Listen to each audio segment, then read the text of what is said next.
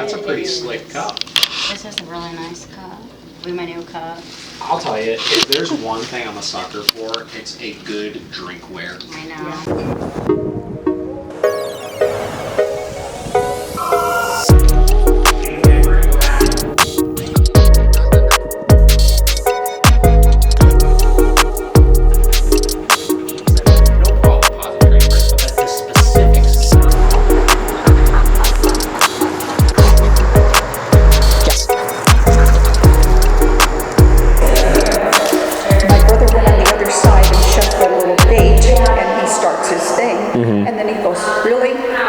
Opens it and then he stops, and then he closes it and he starts again. It's funny how that works, isn't it? I'm like, you know. Yeah. But he's getting better if I can catch him, you know, like right away. Yeah.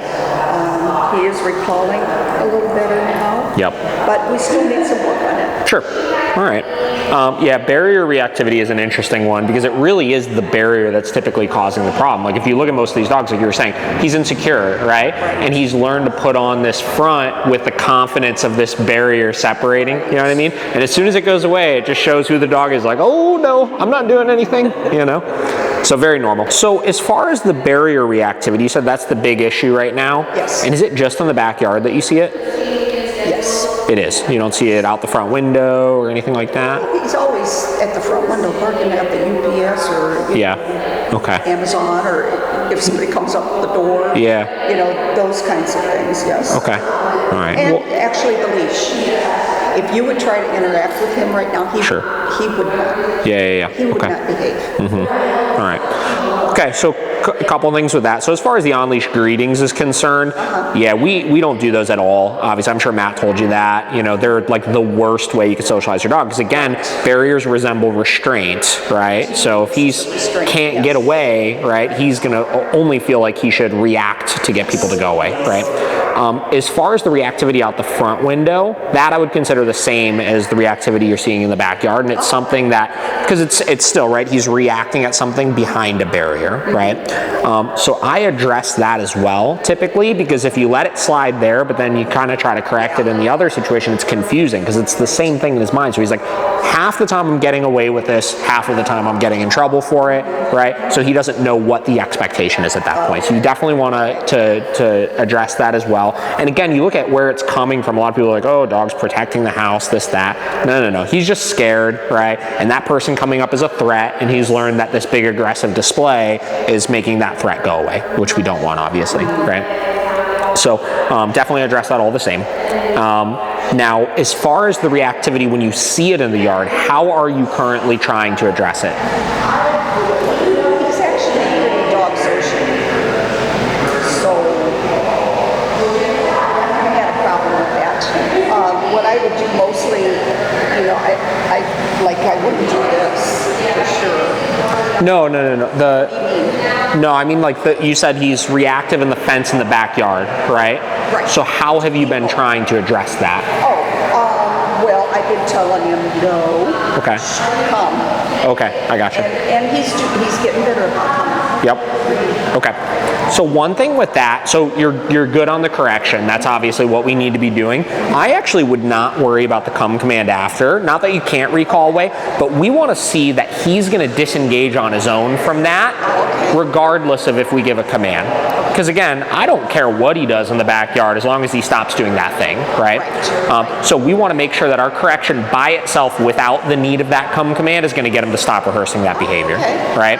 So I would just eliminate the come, just give your correction, and just get him to make the correct choice on his own. Again, if you need to call him, you can. If you want to get him inside of the house, that's fine. I just like to get him away from the kids. Yeah, sure. We want to make sure he's making the decision to get away from the kids, though, right? So if there's kids at the fence line, he starts running over to it, we're going to say no, give our correction, and I want to see him disengage from it, right? Which he should do on his own. And if he doesn't, that means you're probably still just a little too low on your level. You didn't add the stay. Yep, yeah, we don't use a stay. So stay is built into all of our commands. So with bed or sit or down or any of those things, there's never a time you're going to tell them bed or down or sit, but get up whenever you want to. So because of that, that's why we just make sure we have a clear beginning and a clear end to our positions. So the beginning is the command itself, the end is that release, the okay. And then anything in the middle, it's expected that he just continues doing what it was that we told him to do in the first place.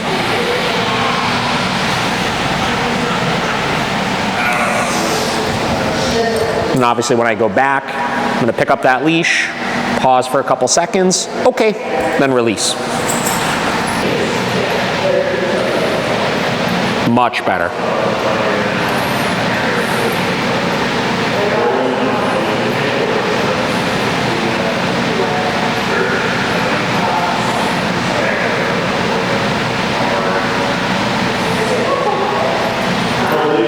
It's pretty good. All right, go ahead and put him on the bed over there. Same deal, wait till he fully, and you see how he wasn't totally in position, you were going away. So each of the commands, you want to follow that same process with all of them, obviously. So we're going to give him a quick break here, obviously. Let him chill out, give you a quick break, let you chill out. That's me in a nutshell. Yeah, Go, go, go, go. So obviously, like, biggest adjustments we're making right now, we're adding that sit stay formally into it. The biggest thing is slowing down some of your information a little bit. I think a lot of times we get into this kind of mentality of we're just like gung-ho, go, go, go with it. And then like the way we're giving the information starts deteriorating and getting sloppy. And then the dog starts performing less good. You know what I mean? Where a lot of times if we're delivering that information as clearly as we can, they're going to be a lot smoother with it, you know? He picked it up really quick. Yeah. To the point where when I'm correcting him, I basically don't even have to use this when I say the word no, like the way I say it. Yep. He immediately knows that what he did was wrong. Yep.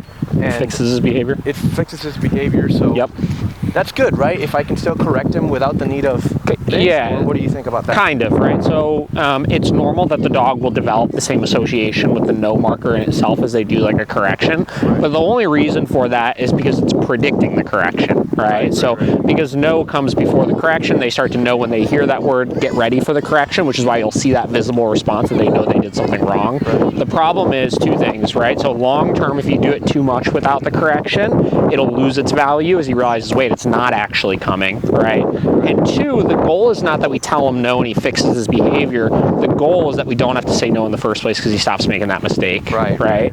So I correct every time that I say no with that goal in mind. Right. Now, that being said, you know, the one-off situation when I'm at home and my dogs do something wrong and they don't have their collars on or anything like that, I mean, it has some value to it, you know, and it's beneficial that it has that kind of charged association to it, but you don't want to get into a habit of doing that. Yeah, okay. I want to know with my dogs, if they're running off leash playing with other dogs or something like that, that they're going to come on just that come command without the need of a no marker, you know what I mean? That word in itself has enough value to it that they understand if I don't respond to this, the correction is actually going to come. Because if not, what you wind up doing is you wind up turning your come command into come no.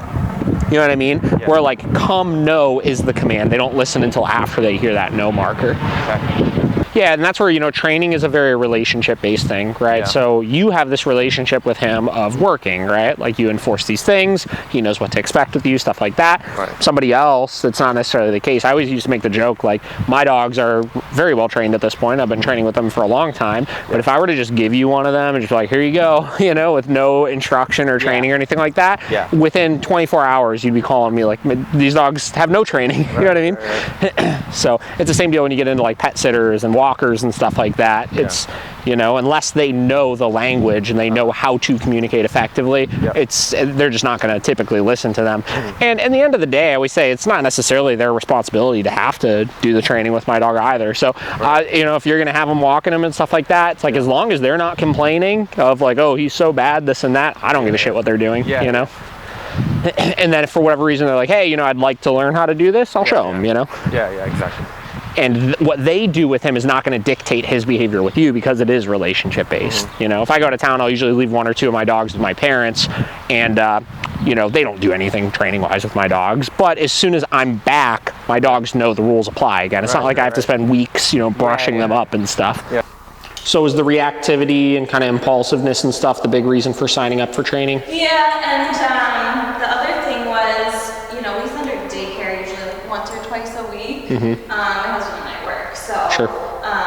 And when we were out of town in February, we got a call that she like attacked one of the other dogs.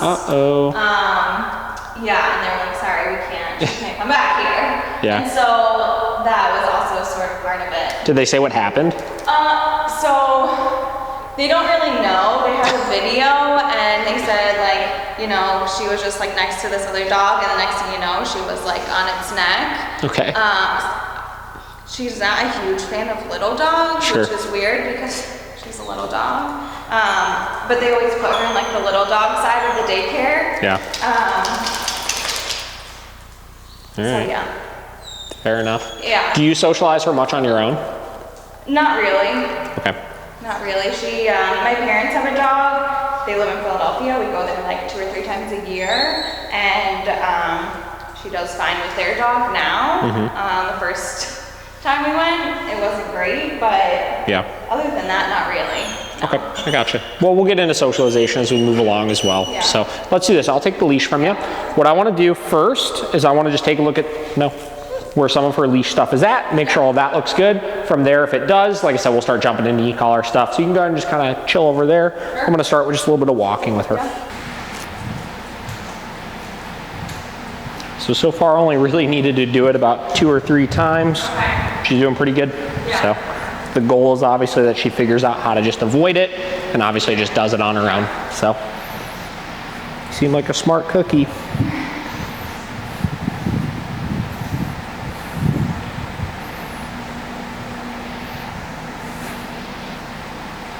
Outside of your parents' dog, is there any other dogs that you like have plans to introduce her to? I mean, not really. Some of our friends have dogs, but you know, they don't have like fenced-in backyards, and we don't really like to let her off leash right now because she is half people. Sure. And she might be gone. Yeah. So it's a little bit harder, like letting them live in apartments. Yeah. And honestly, your dog doesn't need as much socialization as you think as well. I think sometimes people overdo that side of things and it can actually create more problems and do more harm than good.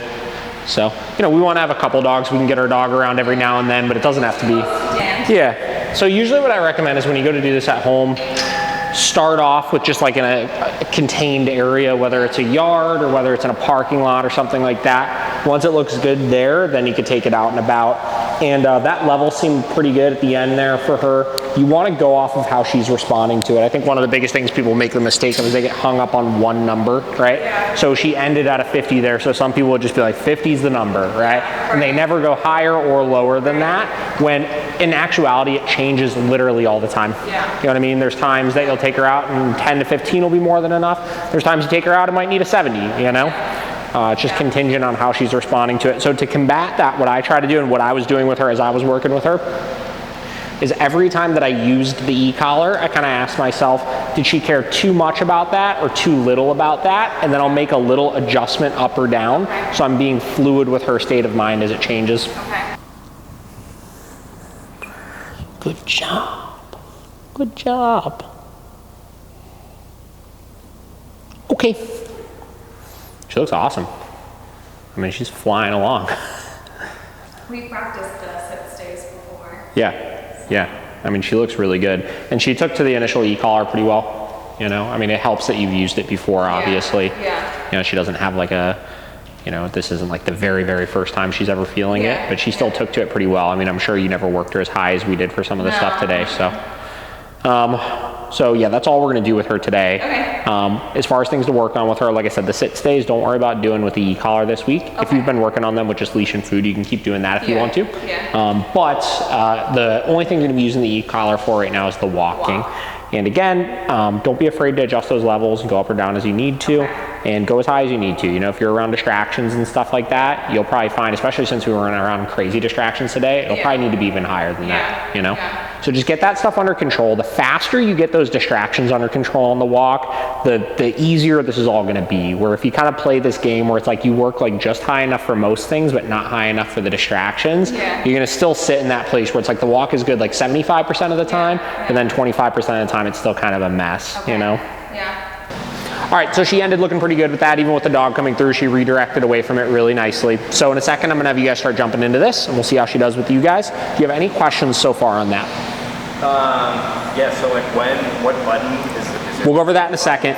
The only place you're gonna use it is basically in place of your leash pull, right? So as you're walking around, you're gonna stay loose on your leash, and if she starts getting out of position, instead of just pulling her back, you're gonna give your tap and you're gonna change direction, and we wanna see her shift towards you from that tap, right? So, and as far as the button is concerned, the black S right above the red one is the only one you need to worry about right now. We'll go over the rest of them in a little bit. You wanna start with her? Yeah, sure. So you can give her one more second there, let her hang out, obviously. When you go to do this, what you're gonna do is you're gonna start conditioning in your come command. So come is gonna mean start walking with me. Once you do that, like I said, stay pretty loose on your leash, and if you get her out of position, tap, change direction. Really straightforward.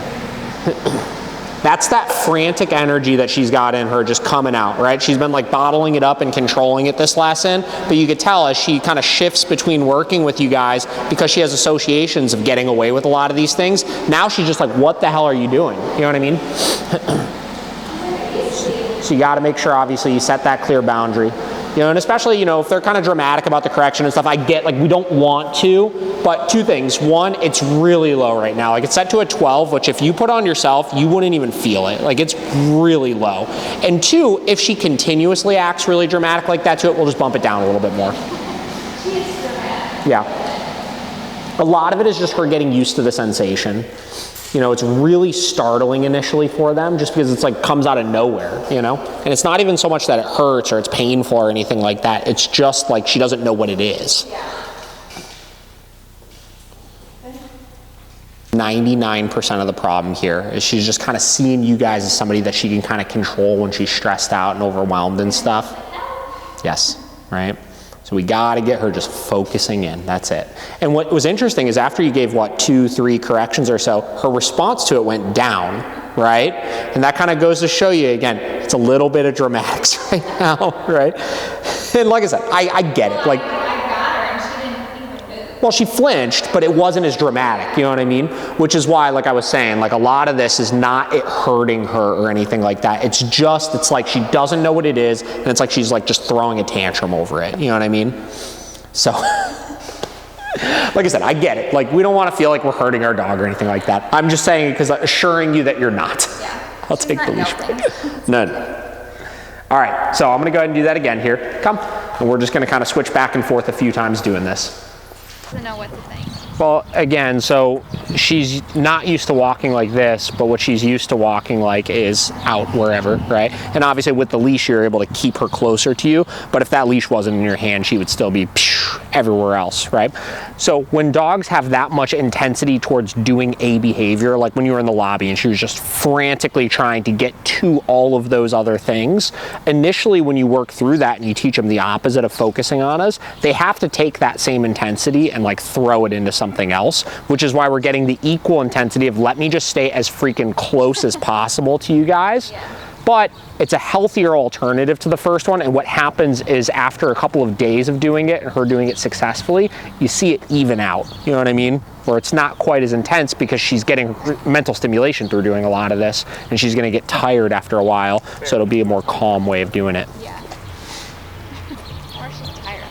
It's a combination of the two. I really wouldn't concern yourself too much with it. Like I said, this is normal, you know, and she was so wild when she started. That's the thing you got to look at, right? Is a lot. Literally pouting. Like, yeah, that's what she does when she pouts. 100%, you know, and it's like I said, like I've said a couple of times, you know, it's hard because like she was so, like I said, just all over the place, right? And there's not really a smooth transition from like being insane all over the place to just like well-behaved and calm and confident, you know? You've got to kind of eliminate some of the bad habits first, and then you kind of get the pouty dog and stuff like that, and then she realizes, wow, this isn't that bad. So why don't you do this? I'm gonna have you take her just one quick little lap around, and we're just about done with her anyways. Okay. She's pretty gassed anyways, so you can go ahead and grab that leash, do a real quick lap of this, and then we'll take her back inside. Oh, I might have bumped it up. There we go.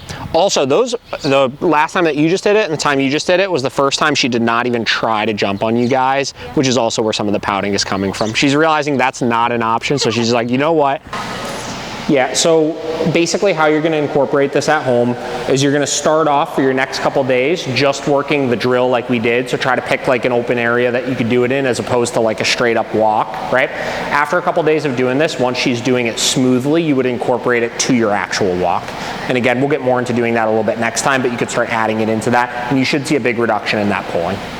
So correct the jumping while you're walking with her and then get her staying in that bubble with you. And like I said, after a couple of days of doing this, you'll see that she'll slow down. She won't be as dramatic about the like right under your feet kind of thing, and she won't be pulling. It'll kind of find that middle ground with it. He gets like unsure of when he's allowed to get out of it sometimes. Yeah, that's normal. He's like afraid to make the mistake of getting up too soon. It's partially that, and it's partially there's no incentive for him to get up quickly. You know, he's like, I know you're gonna put me into a position in 2 more seconds, you know?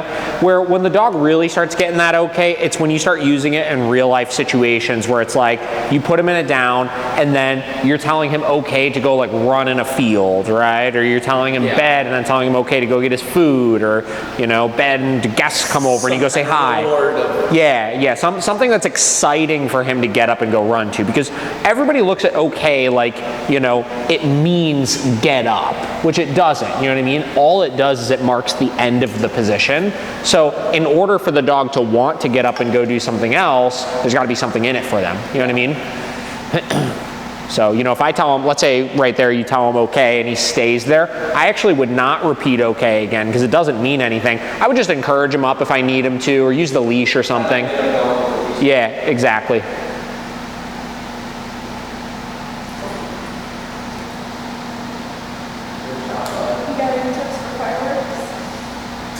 Yeah, why? Does he not like them, or it didn't? What did you try to do? We were in the basement, TV on, Kong with peanut butter. Oh, okay, yeah. So you tried all the traditional distract your dog stuff.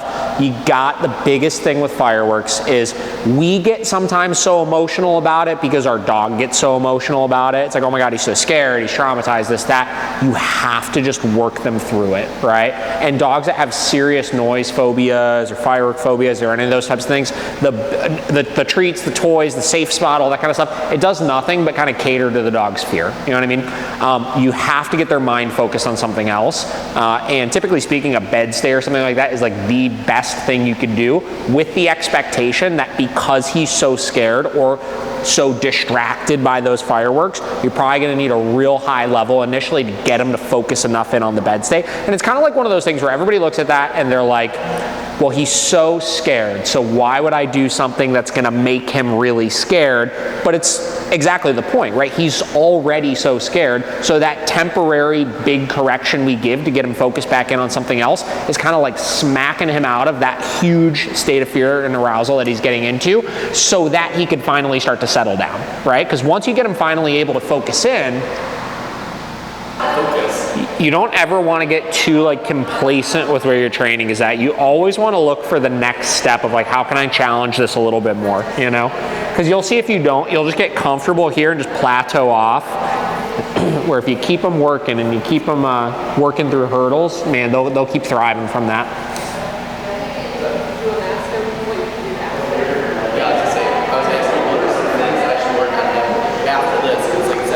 Yeah. Can't get complacent, you know, if we're in the house. Maybe 4 commands. Is there like another 1 or 2 to building blocks? So I wouldn't worry about more commands yet. I would worry about proofing this stuff around as many distractions as you can, right? So go out of your way to go to like Lakewood Park and Edgewater and busy events and public places and stores and stuff like that, and make sure this stuff all looks like perfect in those places, right? Because a lot of times the challenging things and taking them to the next level is taking the things he already knows and just making sure he can do them around bigger and bigger things, right? Like for example, like one big hurdle, I remember a couple years ago when I moved to Lyndhurst on the east side, my dogs never really experienced like deer and stuff before, right? And then we moved out there and there were freaking deer everywhere, you know? And that was something that was challenging for them initially, you know? It was like they were in the backyard all the time and in the neighbors' yards, and they were just seeing them constantly. So I made an effort to work on that just all the time. I was like, my dogs are gonna be perfect at holding down stays around deer, right? So we'd go out on walks, and every time we'd see them, we'd go into a down, and you know, it got to a place where like I got some videos that I was posting of like my dogs in like downstays here and like a whole family of deer, like basically where that garage door is. You know what I mean? And they would look at them and they would see them and stuff, but they knew they needed to maintain those positions, right? And stuff like that, the bigger the distraction you could work your dog around, the more confident you're gonna feel in like off-leash reliability and going and doing just cooler things with them, right? And then past that, once all of that is like really good, like for me with my dogs at this point, if I really felt like I needed to continue like mentally stimulating them and stuff, one of the best things you could do if you got a food motivated dog like him is go pick up like a 100 tricks to teach your dog book or something like that, like in the winter time, and just start burning through them, you know? And just have fun with things like that. And all that stuff is just reward based, obviously, you know? So it's just something just to like, eventually, you know, you can only do those so many times, like you said, continue the environment, but the environmental side of things is the most important, right? That's really the stuff that's going to impact you guys, right? And impact his ability to do more things. The trick training and stuff like that, past that, is just for keeping him thinking, you know? All right, why don't you go ahead and grab him? You can pop him in a down. If we were going to walk them, like, to not walk them to roosters, but like, Sure. should I still muzzle them? Oh, no, just keep distance, you know? Just make sure they're far enough away. Yeah. I mean, if you really wanted to, you could, but like, no, I think you should be able to do a good enough job of just managing, keeping them away from each other, you know? Or not even away from each other, just ignoring each other, you know?